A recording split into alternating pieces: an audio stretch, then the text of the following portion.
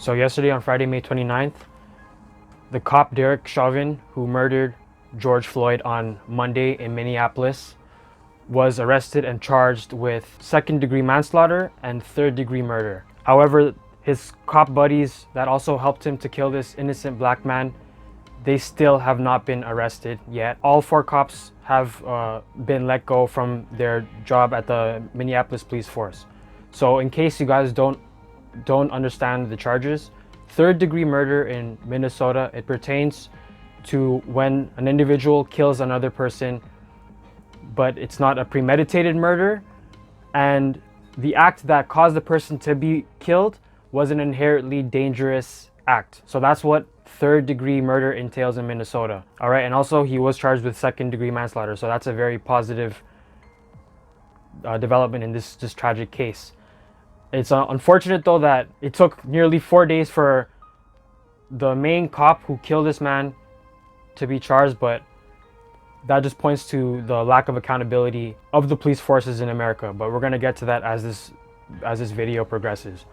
But third-degree murder, why I had an issue with that charge was because obviously it's the least severe of the charges, least severe of murder charges that one can be charged with, and it carries a maximum penalty of 25 years in prison and a fine of no more than $40,000. But my thing is though, is I understand why the prosecutors laid down those specific charges for this pig that killed George Floyd, and that's largely because the burden of proof that's required to determine whether or not someone is guilty of a third-degree murder charge is less than, let's say, if they had charged Derek Chauvin with first-degree or second-degree murder.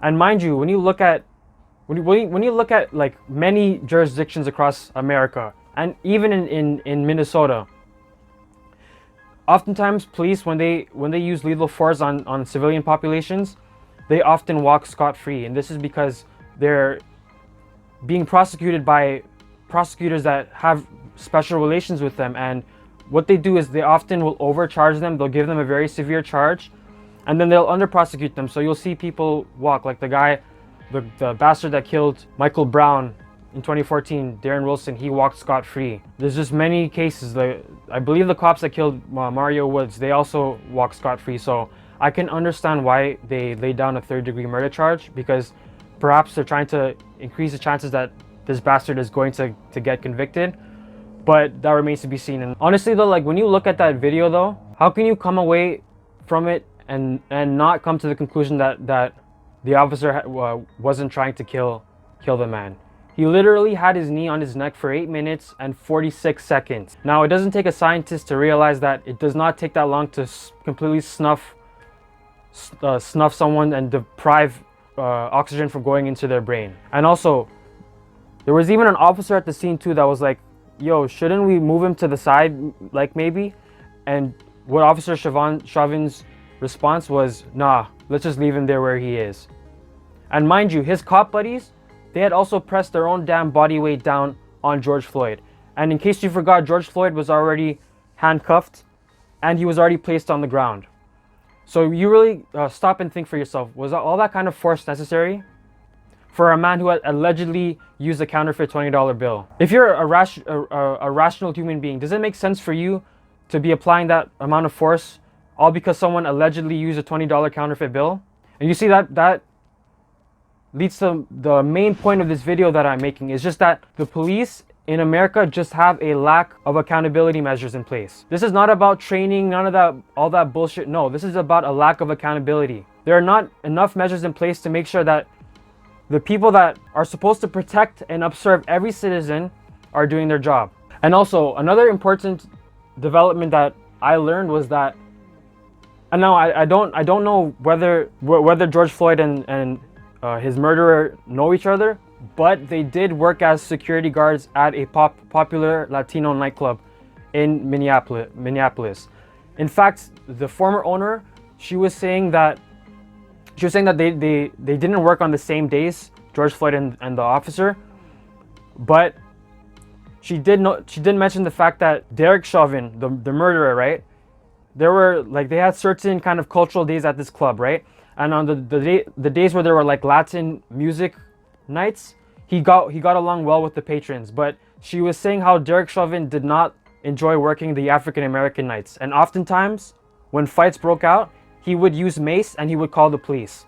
So I don't know, but the guy kind of does sound like a racist, and some of you guys can keep on trying to obfuscate and say, oh well, we need to hear more about this. I think that's all a bunch of bullshit. There's a clearly a pattern of police in America, hell, police in Canada, using excessive force that often kills black people. And if you're gonna think that that's just because of their pride and ego, then I think you're just being delusional. There have been protests happening in St. Paul, Minnesota, and Minneapolis, Minnesota, where George Floyd was murdered. And we've even seen protests breaking out in Oakland, Atlanta, New York, Houston, and many major metropolitan areas in America.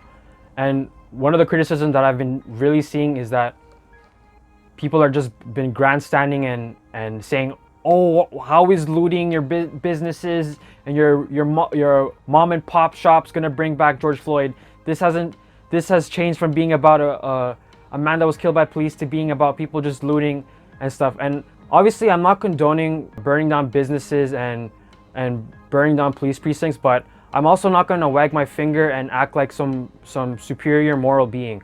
And oftentimes the people that are trotting out those arguments, they know how to wag their finger, but then they're not offering any concrete solutions to make sure that situations like what happened to Mr. George Floyd don't happen in the future. All right, people have been putting up hashtags for a decade. They were asking nicely when Breonna Taylor was murdered. They were asking nicely when Mario Woods was killed. They were asking nicely when Freddie Gray was killed. They were asking nicely when Sandra Bland was killed. And what came about those cases?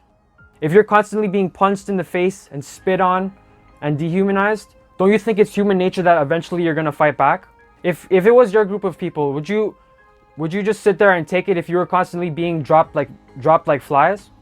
After all, your tax money is going into a service that's constantly dehumanizing you. So you tell me, what the hell are those people supposed to do then?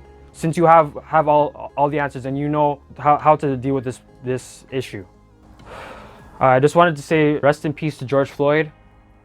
No man should ever have to experience what he faced.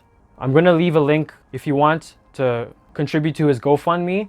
I'm also going to leave a link to the Minnesota Freedom Fund, because the people that are fighting the good fight shouldn't be burdened with excessive legal fees. Honestly, most of them shouldn't even be in prison because they're just fighting back. You guys are the ones that killed an innocent man.